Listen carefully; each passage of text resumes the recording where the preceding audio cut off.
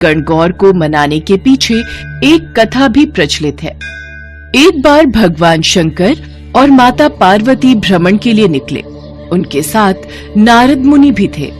भ्रमण करते करते वे चैत्र मास की शुक्ल तृतीया को एक गांव में पहुंचे। उनके आगमन की खबर सुनकर धनी वर्ग की स्त्रियां उनके लिए स्वादिष्ट भोग बनाने के कार्य में लग गई। तब सारी निर्धन घर की स्त्रियां हल्दी कुमकुम का तिलक लेकर उनका पूजन करने तुरंत उनके पास पहुंच गईं। महिलाओं का भक्ति भाव देख माँ पार्वती ने सारा सुहाग रस उन पर छिड़क दिया।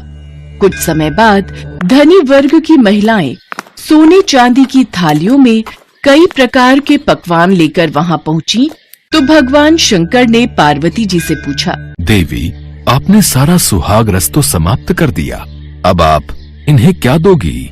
प्रभु, उन स्त्रियों को मैंने ऊपरी पदार्थों से बना रस दिया है, परंतु मैं इन स्त्रियों को अपनी उंगली चीरकर अपने रक्त का सुहाग रस दूंगी, जिससे यह अपने जीवन में मेरे समान सौभाग्य प्राप्त करेंगी। पूजन समाप्त होने पर माँ पार्वती ने अपनी उंगली चीरकर उन स्त्रियों पर रक्त छिड़क दिया। माँ पार्वती से आशीर्वाद लेकर स्त्रियां लौट गईं। कुछ ही क्षणों बाद माँ पार्वती महादेव से आज्ञा लेकर नदी में स्नान करने चली गईं। स्नान करने के पश्चात उन्होंने रेत से शिवलिंग बनाया और उसका पूजन किया। रेत के पदार्थ बनाकर मूर्ति को भोग लगाए तथा प्रदक्षिणा करके 2 कणों का प्रसाद खाकर मस्तक पर लगाया। उसी समय उस लिंग से शिव जी प्रकट हुए तथा माँ पार्वती को वरदान दिया, देवी पार्वती, मैं तुम्हारी पूजा से अति प्रसन्न हूँ। आज के दिन तुमने मेरी पूजा की है, इसलिए आज के दिन जो भी स्त्री मेरा पूजन और तुम्हारा व्रत करेगी, उसका पति चिरंजीवी रहेगा तथा मोक्ष को प्राप्त करेगा। देवी पार्वती को आशीर्वाद देकर भगवान भोलेनाथ वहां से अंतर्ध्यान हो गए। नदी के तट पर स्नान और पूजा आरती करने के कारण देवी पार्वती को वापस लौटने में समय लग गया, पर भगवान भोलेनाथ तो अंतर्यामी हैं। उन्होंने मुस्कुराते हुए उनसे पूछा, क्या हुआ देवी, तुमने लौटने में बहुत समय लगा दिया? मेरे भाई भावज नदी किनारे मिल गए थे। उन्होंने मुझे दूध चावल खाने और कुछ देर रुकने का आग्रह किया और इसी कारण मुझे आने में देर हो गई। ये सुनकर अंतर्यामी भगवान शंकर जी भी दूध और चावल खाने की इच्छा से नदी तट की ओर चल पड़े। माँ पार्वती ने मन ही मन ये प्रार्थना की कि हे भगवान शिव, आप अपनी इस अनन्य दासी की लाज रखना। जब भगवान शिव नदी किनारे पहुँचे तो उन्हें वहाँ एक महल दिखाई दिया। उसी के साथ माँ पार्वती के भाई भावज भी दिखाई दिए।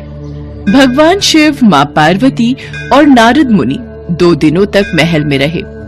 तीसरे दिन माँ पार्वती ने भगवान शिव से चलने की विनती की, परंतु शिव जी तैयार नहीं थे।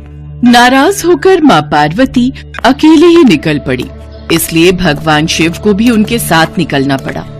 उनके साथ साथ नारद मुनि भी चल पड़े, परंतु आधे रास्ते में पहुँचने पर भगवान शिव माँ पार्वती से बोले, देवी, मैं तुम्हारे मायके में अपनी माला भूल आया हूँ।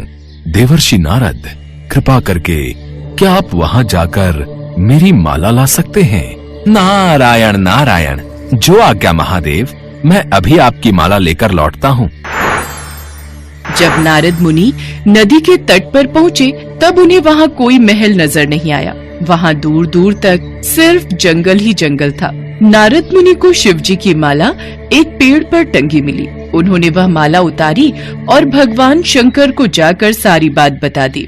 शंकर जी हंसने लगे और बोले, देवर्षि नारद, ये सब देवी पार्वती की ही लीला है। वे चाहती थीं कि वे इस व्रत को गुप्त रूप से रखें और वो अपने इस कार्य में सफल भी रहीं। यह सुनकर नारद जी बहुत प्रसन्न हुए और उन्होंने देवी पार्वती के समक्ष नतमस्तक होकर कहा, नारायण नारायण, माते, आपकी महिमा अपरंपार है। आज से जो भी स्त्री इसी तरह गुप्त रूप से पति का पूजन कर मंगल कामना करेगी, महादेव की कृपा से उसके पति को दीर्घायु प्राप्त होगी। इसके पश्चात भगवान भोलेनाथ, माता पार्वती और नारद मुनि धरती लोक से प्रस्थान कर गए। उसी दिन से गणगौर पूजा की शुरुआत हुई।